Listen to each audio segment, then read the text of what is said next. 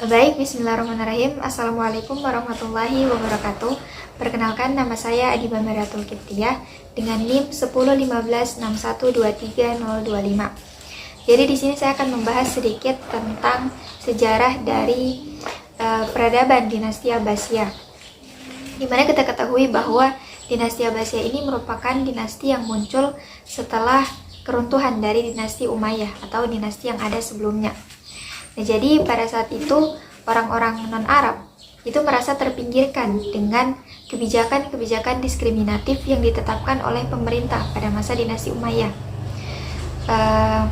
Khususnya untuk orang-orang Persia dan Khurasan, mereka merasa dibedakan. Jadi kita balik sedikit kepada masa dinasti Umayyah, yakni pada saat itu terjadi pembedaan memang antara orang-orang Arab dengan orang-orang non-Arab yang sudah Muslim, atau yang kita kenal dengan istilah Arab sentris. Jadi perlakuannya itu dibedakan.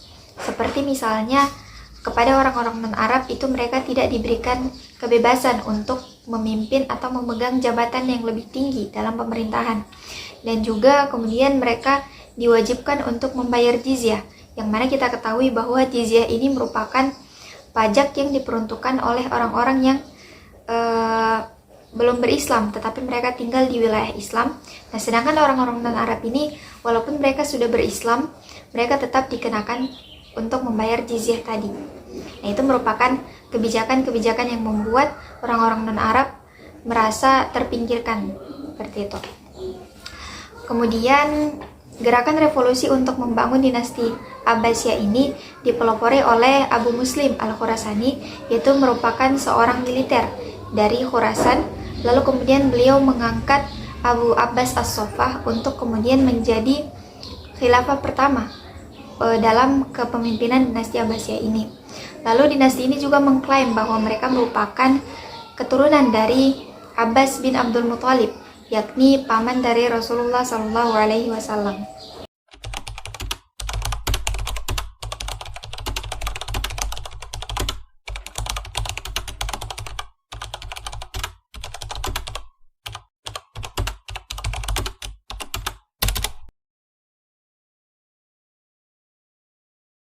Baik, selanjutnya kita masuk ke struktur pemerintahan dan sistem politik.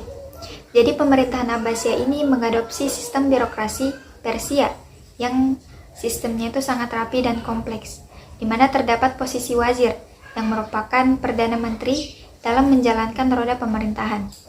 Nah, wilayah kekuasaan pada saat itu dibagi ke dalam provinsi yang merupakan wilayah yang dipegang oleh pimpinan yang bernama gubernur. Jadi militer, perpajakan, dan peradilan itu semuanya memiliki struktur yang sangat jelas. Jadi walaupun khalifah memegang peranan atau pimpinan tertinggi, tetapi dalam praktiknya seringkali justru wazir dan jenderal lah yang memiliki pengaruh dominan. Nah, adapun contoh wazir terkenal pada masa itu yaitu bernama Barmakiyah, di mana Barmakiyah ini merupakan seorang keluarga Persia yang sangat berpengaruh dalam awal-awal masa pemerintahan Abbasiyah.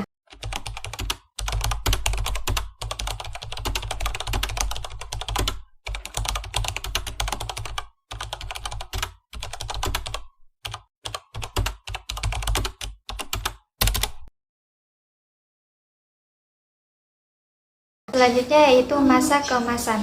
Jadi masa keemasan dari Bani Abbasiyah ini yakni ketika ilmu pengetahuan sedang berkembang dengan pesat-pesatnya.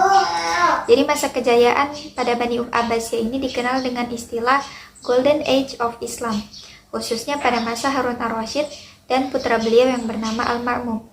Jadi pada saat itu Baitul Hikmah didirikan sebagai pusat penerjemah dan pengembangan ilmu, di mana pada saat itu banyak buku-buku dari karya Persia dan sebagainya itu diterjemahkan ke dalam bahasa Arab, sehingga lebih mudah untuk diakses oleh umat-umat Arab, umat-umat Muslim pada saat itu. Nah, jadi ilmuwan dari berbagai daerah dan berbagai bangsa itu terkumpul di situ, serta menghasilkan karya-karya yang sangat luar biasa. Adapun beberapa tokoh penting pada saat itu yaitu yang pertama Al-Khawarizmi, yang dimana beliau merupakan penemu aljabar dan penemu angka nol juga. Kemudian yang kedua ada Ibnu Sina, yang merupakan ahli kedokteran, serta beliau menulis karya fenomenal yang berjudul Al-Qanun fi At-Tibb, yang merupakan buku yang menjadi rujukan oleh orang-orang Eropa sampai ke abad ke-17. Dan yang ketiga ada Al-Farabi dan Al-Kindi, di mana beliau berdua merupakan tokoh filsafat Islam awal. Kemudian yang keempat ada Al-Biruni, yang merupakan ahli astronomi dan geografi. Dan yang terakhir adalah Al-Razi, yang beliau merupakan pelopor dunia farmasi dan kedokteran anak.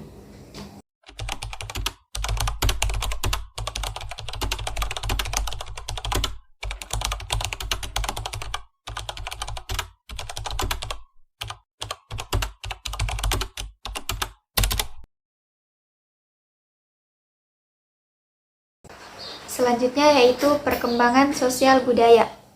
Jadi masyarakat Abbasiyah itu sangat dinamis, di mana bahasa Arab menjadi bahasa ilmu pengetahuan dan perdagangan, di mana seni kaligrafi dan arsitektur berkembang pesat pada masa itu, serta toleransi terhadap umat non-muslim juga sangat tinggi, dan mereka sering berperan dalam birokrasi maupun bidang sains. Nah, kota Baghdad itu pada saat itu menjadi pusat intelektual dan ekonomi dunia. Kisah-kisah seperti 1001 Malam juga berasal dari masa ini, di mana kisah tersebut menggambarkan budaya yang sangat kaya akan imajinasi.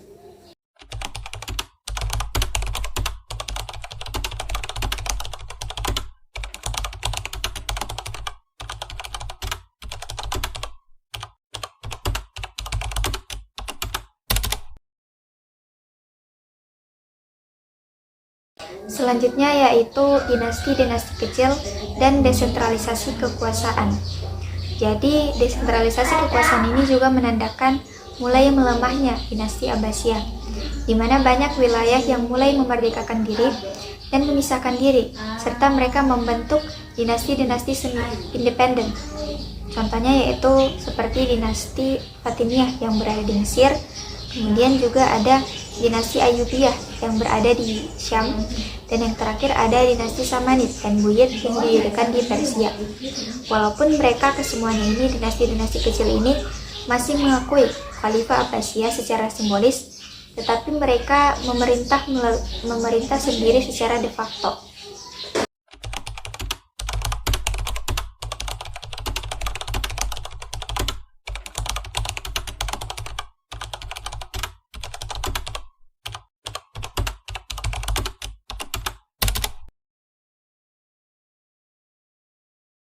Selanjutnya kita masuk ke pembahasan faktor kemunduran dan keruntuhan dari dinasti Abbasiyah. Jadi ada banyak faktor yang melatar belakangi sampai terjadinya keruntuhan dari dinasti Abbasiyah ini. Yang pertama adalah dengan adanya konflik internal, yakni antara anggota keluarga khalifah pada saat itu. Kemudian yang kedua adanya korupsi, di mana sistem administrasi pada saat itu mulai melemah. Dan yang ketiga ada pemberontakan serta tekanan yang berasal dari eksternal atau dari luar. Yang pada saat itu ada kelompok yang kita kenal dengan nama Syiah serta beberapa kelompok lainnya. Yang hingga akhirnya pada tahun 1258 Masehi ada tentara Mongol di bawah Hulagu Khan itu menyerbu Baghdad.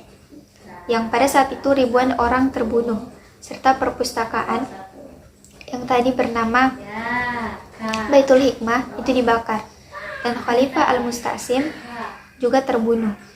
Dan inilah yang menjadi akhir dari era Abbasiyah yang berada di Baghdad.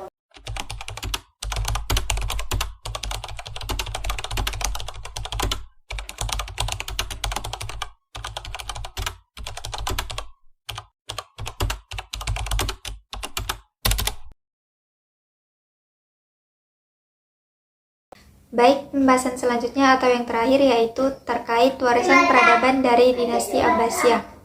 Jadi walaupun kekuasaannya sudah runtuh, warisan Abbasiyah ini tetap hidup dan masih ada sampai sekarang. Jadi banyak karya-karya ilmuwan mereka, karya-karya ilmiah mereka yang diterjemahkan ke dalam bahasa Latin, serta menjadi dasar kebangkitan dari bangsa Eropa. Penemuan contohnya seperti penemuan di bidang matematika, kedokteran, bahkan sampai filsafat, itulah yang kemudian menjadi inspirasi bagi dunia barat untuk mereka kembangkan. Nah, inilah menjadi bukti bahwa kejayaan Islam itu bukan hanya soal sistem kekuasaan politik, tapi juga kemajuan ilmu dan budaya. Baik, saya kira hanya itu yang bisa saya sampaikan. Semoga apa yang saya bawakan tadi bisa bermanfaat dan bisa dipahami dengan baik oleh teman-teman sekalian, serta untuk saya juga. Saya akhiri, wassalamualaikum warahmatullahi wabarakatuh.